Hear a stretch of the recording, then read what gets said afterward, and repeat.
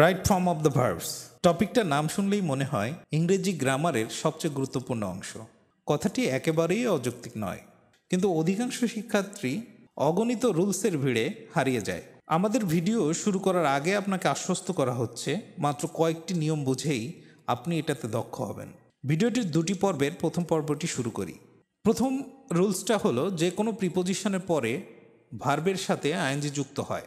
যেমন একটা উদাহরণ দেখি, I went there for buy a বুক।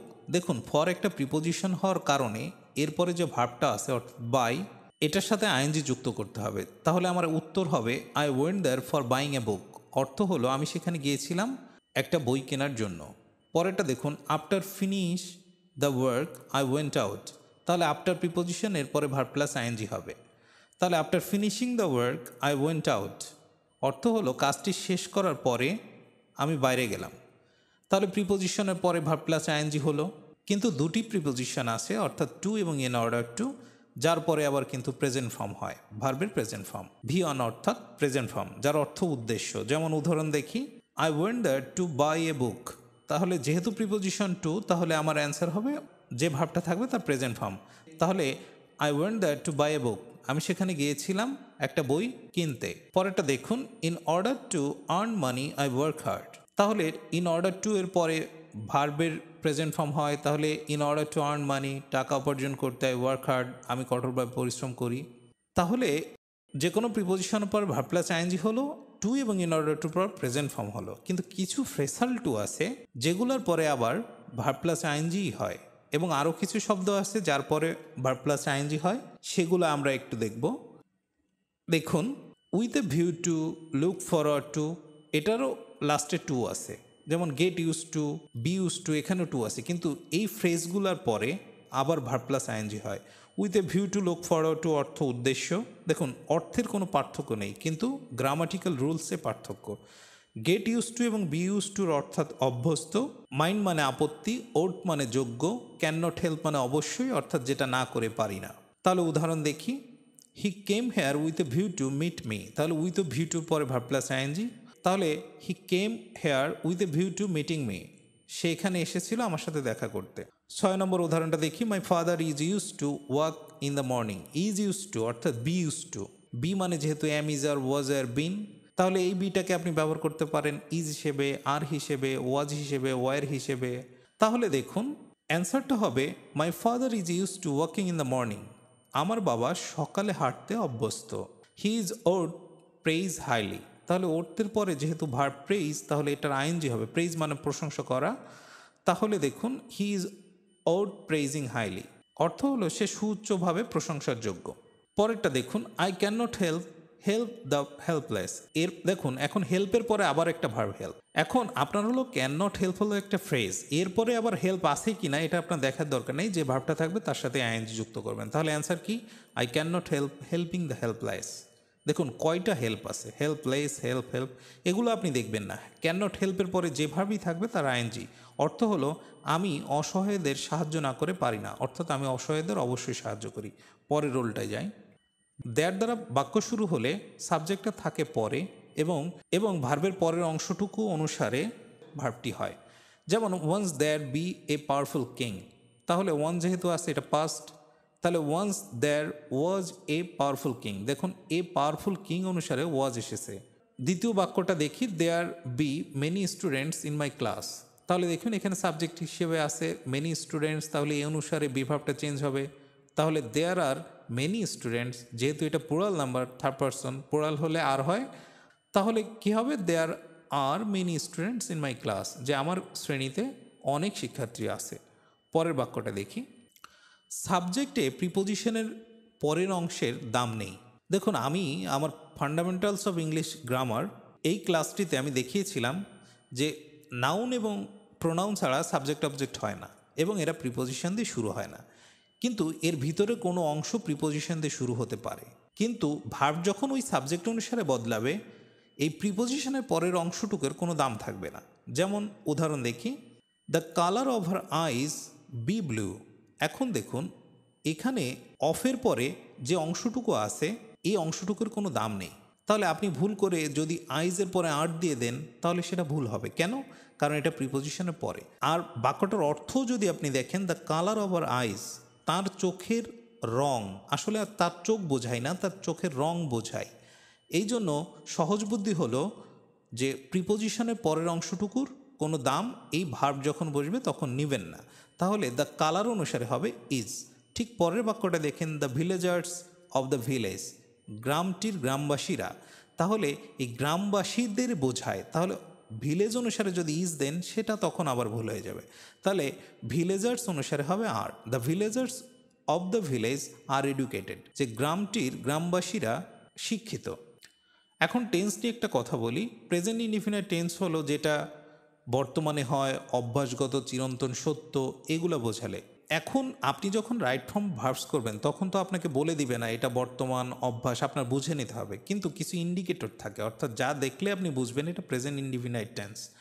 যেমন দেখুন, আপনি যদি ইউজুয়ালি, নর্মালি অর্থাৎ সাধারণ এই শব্দ দুইটা দেখেন তাহলে এটা বুঝবেন যেটা নর্মালি হয় সবসময়, তাহলে প্রেজেন্ট ইনডিফিনিট টেন্স। আবার সেলডম, রেয়ারলি, হার্ডলি, তিনটারই অর্থ কদাচিৎ, অর্থাৎ খুব কম। দেখুন, কদাচিৎ হোক আর যাই হোক, খুব কম হোক আর যাই হোক, এটা তো মাঝে মাঝেই হয়। আর একটা নিয়ম প্রেজেন্ট ইনডিফিনিটের ক্ষেত্রে মনে রাখা জরুরি, যাকে আপনি অতীত, বর্তমান এবং ভবিষ্যতে কখন হয় এটা নির্দিষ্ট করতে পারবেন না, অর্থাৎ সবসময়ই হয়। যেমন সূর্য পূর্ব দিকে উদিত হয়, এটা অতীতেও হয়েছে, এখনও হয়, ভবিষ্যতেও হবে। এই যে তিন সব জায়গায় যার বিচরণ, সেটা সর্বদাই প্রেজেন্ট ইনডিফিনাইট হয়। তাহলে এই সিলডম, রেয়ারলি, হার্ডলি থাকলে প্রেজেন্ট ইনডিফিনাইট হয়। আবার অকেশনালি অর্থাৎ মাঝে মাঝে কিংবা সামটাইমস থাকলেও প্রেজেন্ট ইনডিফিনাইট হয়। ডেইলি, রেগুলারলি অর্থাৎ এর অর্থ প্রত্যহ, এটা থাকলেও প্রেজেন্ট ইনডিফিনাইট হয়। আবার অফেন মানে প্রায়, নট অফটেন, অফেন থাকলেও আমরা এটা প্রেজেন্ট ইনডিফিনাইটে নিয়ে আসি। পরে দেখেন এভরিডে অর্থাৎ প্রত্যেক দিন, প্রত্যেক উইক অর্থাৎ সপ্তাহ, প্রত্যেক মাস, প্রত্যেক বছর, এইগুলো থাকলেও প্রেজেন্ট ইনডিফিনাইটে। উদাহরণ দেখি, ইউজুয়ালি লাইক টি। এখন দেখুন, ইউজুয়ালি থাকার কারণে এটা প্রেজেন্ট ইনডিফিনাইট টেন্স হলো।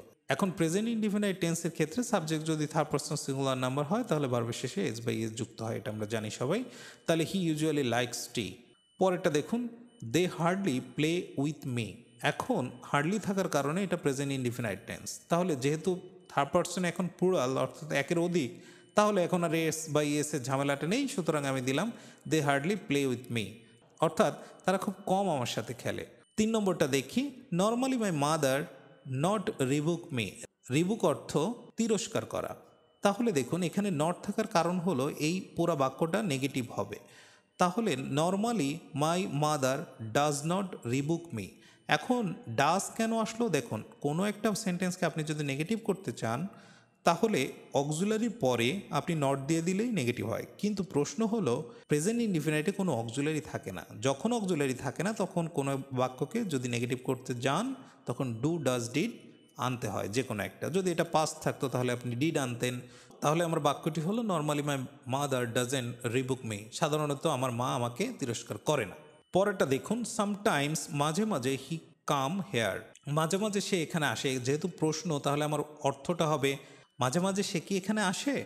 এটাকে আমাদের প্রশ্ন করতে হবে। তাহলে ইনডিফিনাইট সেন্টেন্সে যেহেতু কোনো অক্সিলারি থাকে না, আমি উপরেই বলেছি এটাকে নেগেটিভ এবং প্রশ্ন করার জন্য আপনার ডু, ডাজ, ডিডের ব্যবহার নিতে হবে।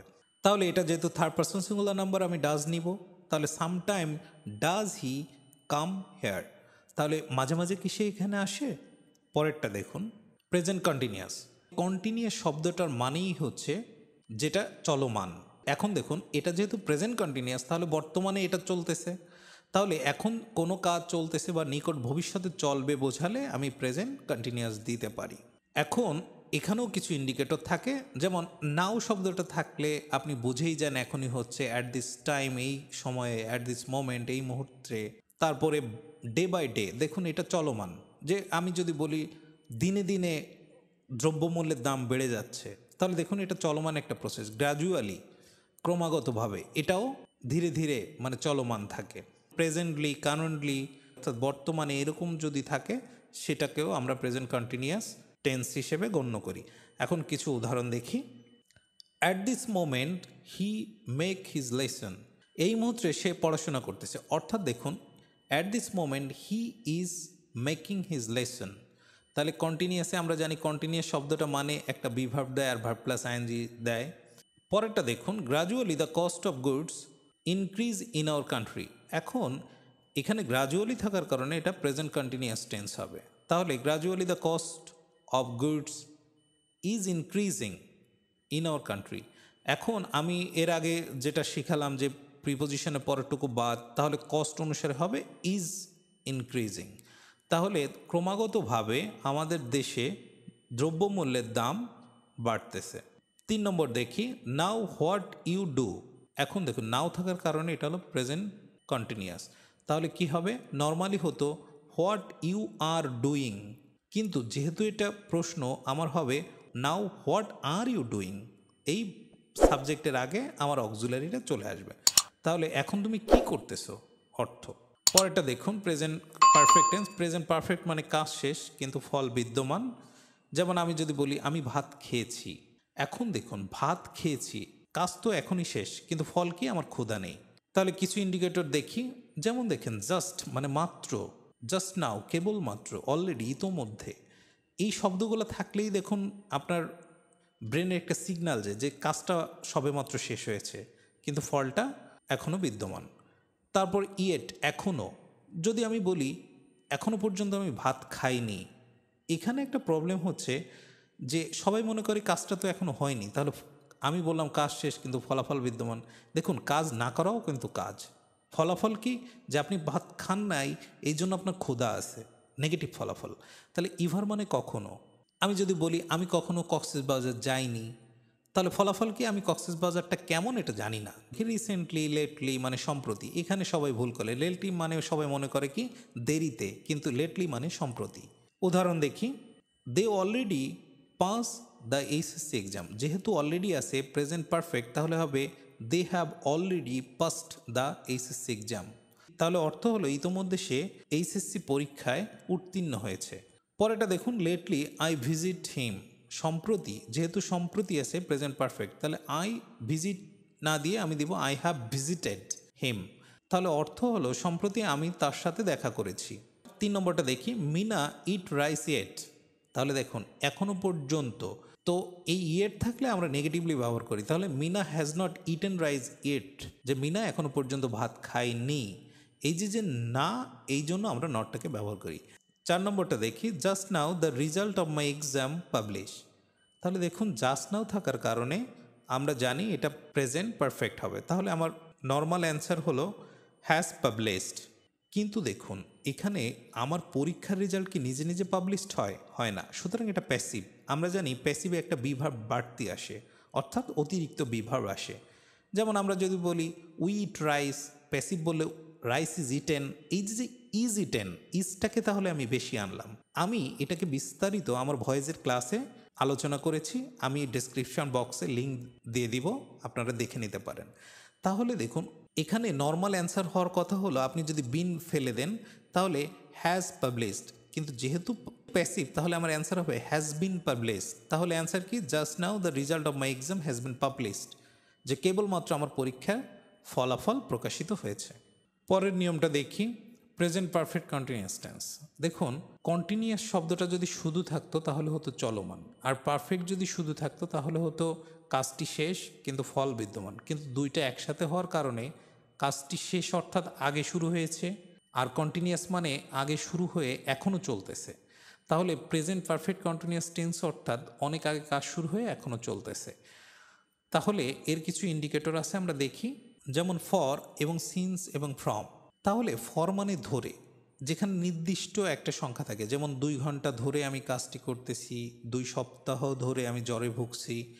এই যে নির্দিষ্ট সংখ্যা বলে দেয় তখন ফর হয়। আর সিন্স আর ফ্রম কখন বলে, যখন শুরুটা জানি বাট আমি শেষটা জানি না। যেমন সকাল থেকে বৃষ্টি হচ্ছে, শুরু হয়েছে সকালে, শেষ যে কখন হবে আমি জানি না। আমি যদি বলি রবিবার থেকে আমি জ্বরে ভুগছি, শুরু হয়েছে জ্বর রবিবারে কিন্তু কখন শেষ হবে আমি জানি না। অর্থাৎ যখন শুরু জানি শেষ জানি না তখন সিন্স কিংবা ফ্রম। আমরা উদাহরণ দেখলে আরও পরিষ্কার হবে। I read and right for 2 hours. দেখুন 2 ঘন্টা ধরে, তাহলে অনেকক্ষণ আগে শুরু হয়ে এখনও চলতেছে। তাহলে এটা প্রেজেন্ট পারফেক্ট কন্টিনিউয়াস টেন্স হবে। তাহলে I have been reading and writing for 2 hours. টেন্সের যদি কোনো সমস্যা থাকে যে হ্যাভ বিন রিডিং কেন হলো, তাহলে আমার টেন্সের ভিডিওটাও দেখতে পারেন, ডেসক্রিপশনে লিঙ্ক দিয়ে দিব। পরেরটা দেখুন, they play in the field from 12 PM। এখন দেখুন 12টা থেকে তারা খেলতেছে মাঠে। এখন ফ্রম 12 PM থাকার কারণে আমি বুঝে গেলাম এটা প্রেজেন্ট পারফেক্ট কন্টিনিউয়াস টেন্স। তাহলে they have been playing in the field from 12 PM। তারা 12টার থেকে মাঠে খেলতেছে। শুরু হয়েছে 12টায়, কখন শেষ আমি জানি না। তাহলে দেখুন, it rains since morning. It rain since morning. এখন দেখুন সিন্স মর্নিং, সকাল থেকে যেহেতু বৃষ্টি হচ্ছে, তাহলে প্রেজেন্ট পারফেক্ট কন্টিনিউয়াস টেন্স হলে কী হবে? It has been raining since morning, যে সকাল থেকে বৃষ্টি হচ্ছে।